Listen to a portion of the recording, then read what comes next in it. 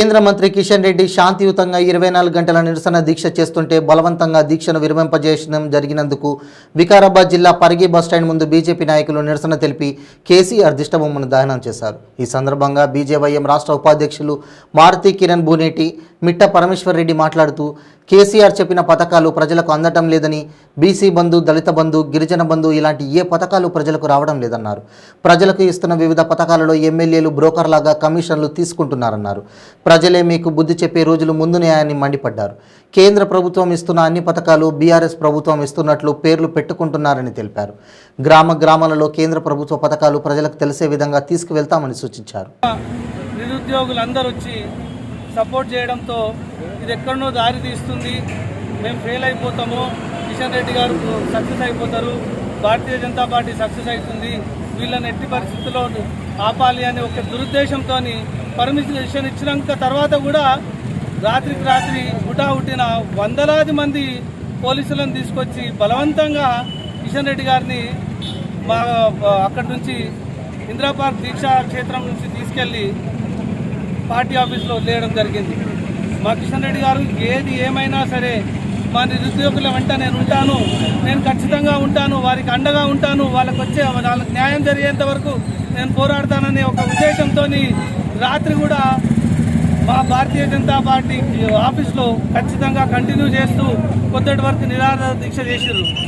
ఇది రాష్ట్ర ప్రభుత్వం చేస్తున్నటువంటి ఈ మొండి వైఖరి. మనం ఉద్యోగాలు రావాలి, ఉద్యోగాల కోసం కొట్లాడి తెచ్చుకున్న తెలంగాణలో మనకు ఉద్యోగాలు రావట్లేదు, కాబట్టి మేము ఖచ్చితంగా అందరికీ సపోర్ట్ చేస్తాము అని మేము నిర్ణయించుకొని చేసిన ఈ దీక్షను భంగం చేసినందుకు ప్రతి నియోజకవర్గంలో రాష్ట్రం మొత్తంలో ఈ నిరసన జరుగుతుంది. కేసీఆర్ దిష్టిబొమ్మ తేవడం జరుగుతుంది. దానిలో భాగంగా ఇక్కడ పరిగి నియోజకవర్గంలో మేము ఈ కార్యక్రమం చేయడం జరిగింది. అండ్ ఈ విధంగా పోలీస్ పవర్ని యూజ్ చేసి కేసీఆర్ గారు మీరు ప్రూవ్ చేస్తున్నది ఒకటే, మీరు భయంలో ఉన్నారు. మీరు భయంలో ఉన్నందుకే 2 సీట్ల ఉండే కామారెడ్డి చూస్ చేసుకోకపోతుండే. ఇదొకటి మీరు గుర్తుపెట్టుకోవాలా. ఇది తెలంగాణ చాలా చైతన్యవంతమైన గడ్డ. కేసీఆర్ గారు మిమ్మల్ని ఈసారి బొంద పెడతారు. మీరు చెప్తున్న ఏ పథకం కూడా ప్రజలకు అందుతలేదు.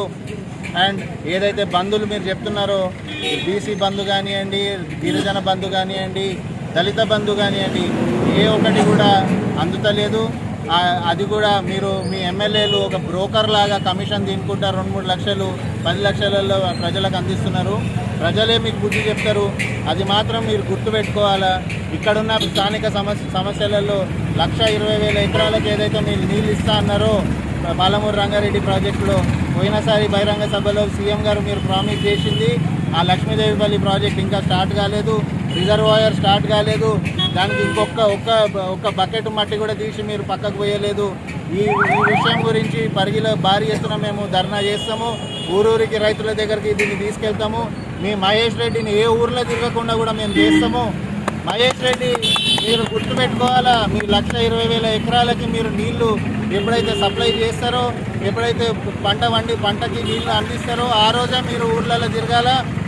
బీజేపీ ప్రభుత్వం, కేంద్ర ప్రభుత్వం ఇస్తున్న ఏదైతే అన్ని స్కీమ్లని మీ పేర్లు పెట్టుకొని ఏదైతే మీరు ప్రచారం చేసుకుంటారో దాన్ని ఇమ్మీడియట్గా మేమందరము భారతీయ జనతా పార్టీ కార్యకర్తలంతా ఊరూరికి తీసుకెళ్తాము. మా స్కీమ్స్ ఏవో ఇమ్మీడియట్గా ప్రజలకు అందరికీ తెలుపుతాము. కాబట్టి మహేష్ రెడ్డి గారు గుర్తుపెట్టుకోండి, ఇది మీ లాస్ట్ ఎలక్షన్ ఎమ్మెల్యే లాగా. ఇంకా మీ చరిత్ర, మీ కుటుంబ చరిత్ర, 30 ఏళ్ళ చరిత్ర ఇక ముగియబోతున్నాం భారతీయ జనతా పార్టీ. మీరు తట్టబుట్ట చదువుకొని బంజారా హిల్స్ ఇంటికి షిఫ్ట్ కావచ్చు. మీరు